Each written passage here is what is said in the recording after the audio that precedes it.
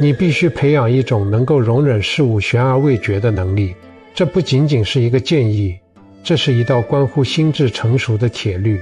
在这个充斥着及时反馈的时代，你一定要学会允许事情处于一种模糊不清，甚至看起来毫无进展的灰色地带。这种容忍度是你保护自己心力不被耗尽的最后一道防线。我们总是急于给每一个问题寻找一个确定的答案，急于把眼前的混乱清理得一干二净，仿佛只要事情没有尘埃落定，我们的生活就处于某种致命的危险之中。但我要告诉你的是，这种对掌控感的过度渴求，恰恰是你焦虑的根源。你试图通过强制性的行动来消除不确定性，结果往往不是解决了问题，而是制造了新的混乱。你若不能学会与这种未完成的状态共存，你就会把它变成一场针对自己的战争。所以今日，我要和你谈谈一种极其重要的生存策略，在不可控的洪流中，学会让子弹飞一会儿。我想给你讲一个关于大雾与向导的故事。这个故事没有神话色彩，它发生在一个很普通的深秋，地点是一座地形复杂的深山。有一位经验丰富的登山向导，带着一名年轻的徒步者，穿越一片原始森林。那天下午，山里的气候突变，一场罕见的浓雾毫无征兆地降临，周围的地标瞬间消失，原本清晰的小径也被乳白色的混沌吞没。年轻的徒步者瞬间陷入了恐慌，在他的认知里，迷路意味着死亡，停滞意味着危险。他开始焦躁地在原地打转，甚至试图凭借记忆中的方向盲目地向前冲。他拿出手里的登山杖，疯狂地拨开周围的灌木，试图在这片白茫茫的虚无中打出一条路来。他的呼吸急促，心跳如雷，脑海里全是各种灾难性的后果，失温、野兽、坠崖。他觉得必须要做点什么，任何行动都比等待要好。他无法忍受这种被大雾困住的无力感。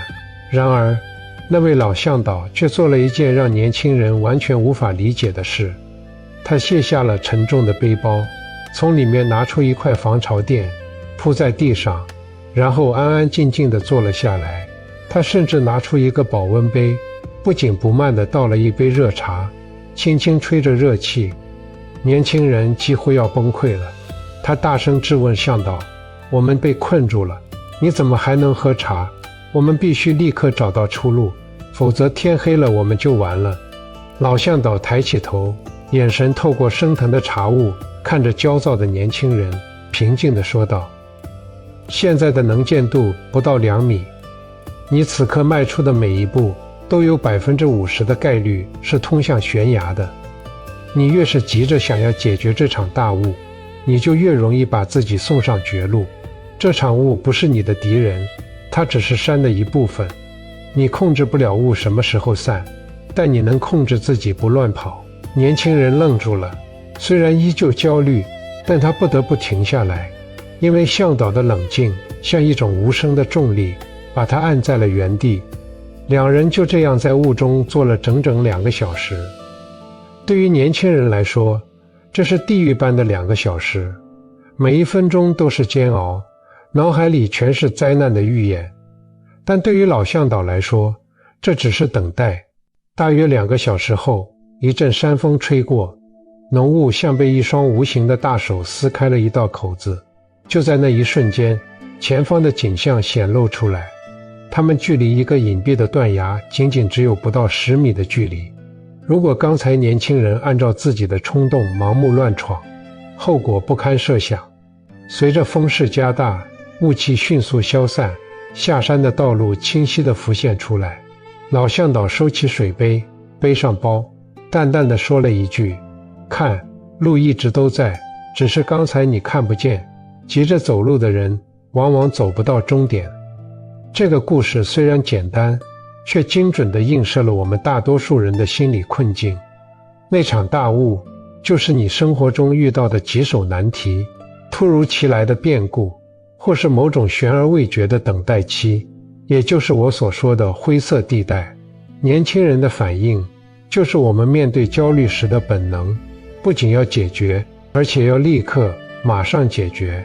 我们害怕这种看不清的状态，于是我们挥舞着手中的登山杖，试图与大雾搏斗。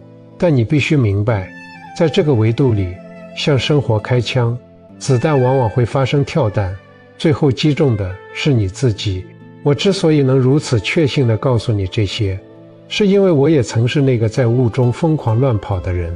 回想起我年轻的时候，有一段时间，我的事业陷入了前所未有的瓶颈期。那时候，我面临着一个巨大的项目危机，合作方迟迟不给答复，资金链岌岌可危，团队人心惶惶。每一天醒来，那种悬而未决的窒息感，就如同一块巨石压在我的胸口。我当时坚信，只有高强度的行动才能拯救我。于是，我开始疯狂地发邮件，哪怕是深夜2点。我逼迫团队不断修改早已完美的方案。我甚至在没有得到明确信号的情况下，做出了许多鲁莽的预判和决策。我就像一个拿着机关枪的士兵，对着虚空疯狂扫射，试图把恐惧打死。结果呢？我的焦虑情绪传染给了所有人。原本还在犹豫的合作方，因为我的急躁和压迫感，选择了彻底退出。我不仅没有解决问题，反而亲手引爆了原本还可以周旋的局面。那段时间，我整夜的失眠，身体机能迅速下降，我陷入了深深的自我厌恶中，觉得是自己不够努力，不够聪明。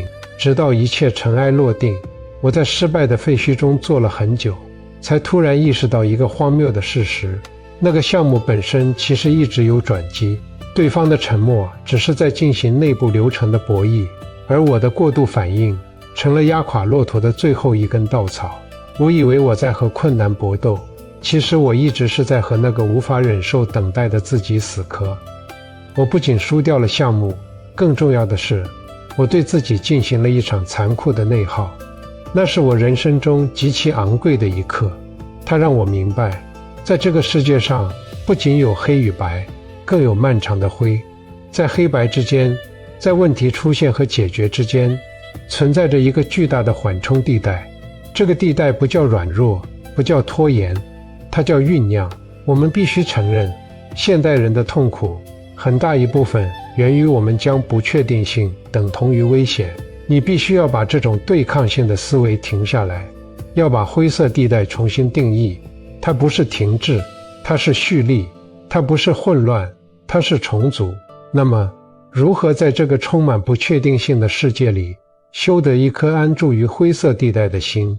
不需要你去做什么宏大的冥想，也不需要你立刻改变性格，只需要你在下一次焦虑来袭时，试着进行一场微小的思维实验。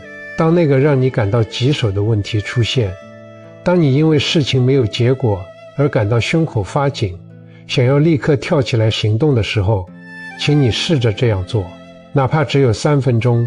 请你在心里对自己下达一个暂停的指令，闭上眼睛，想象你正站在一片浓雾之中，这片雾就是那个灰色地带，你看不清前面的路，也看不清身后的路。你的本能告诉自己，这里很危险，必须马上跑出去。但这一次，请你不要跑，试着在心里对自己说，我现在就在这片雾里，我不清楚接下来会发生什么，但我允许这种不清楚存在，我就站在这里，哪怕什么都不做，我也是安全的。感受那种想去控制的冲动，就像一股热流在你的血管里乱窜，不要去压抑它，也不要顺从它，只是看着它，看着这种冲动像一阵风一样刮过，它会强烈，然后会减弱。告诉自己，这个问题的答案也许今天不会来，也许明天也不会来，但这并不代表它永远不会来。我愿意给时间一点时间。当你睁开眼睛，你会发现，那个原本让你觉得天要塌下来的问题，虽然还在那里，但它那种压迫感已经减轻了，因为你不再是那个试图徒手接住陨石的人，你变成了一个耐心的旁观者。我们要明白，所谓的灰色地带，其实是宇宙给予万物缓冲的慈悲。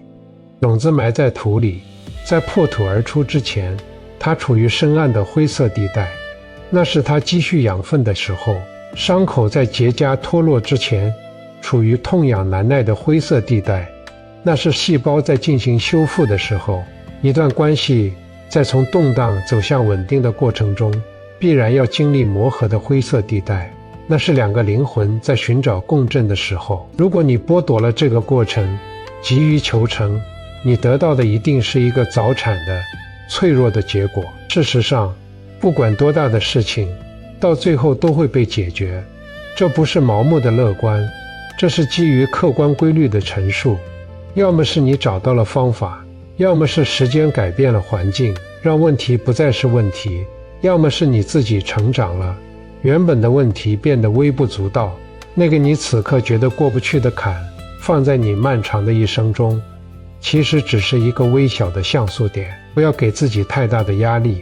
在这个世界上，除了生与死，没有什么事情是不可挽回的。你的一次失误，一段空白期，一次被拒绝，甚至一次惨痛的失败，都无法定义你的全部。你的人生就像那座古老的深山，有晴空万里的日子，也有云雾缭绕的时刻。云雾不是山的瑕疵，而是山的呼吸。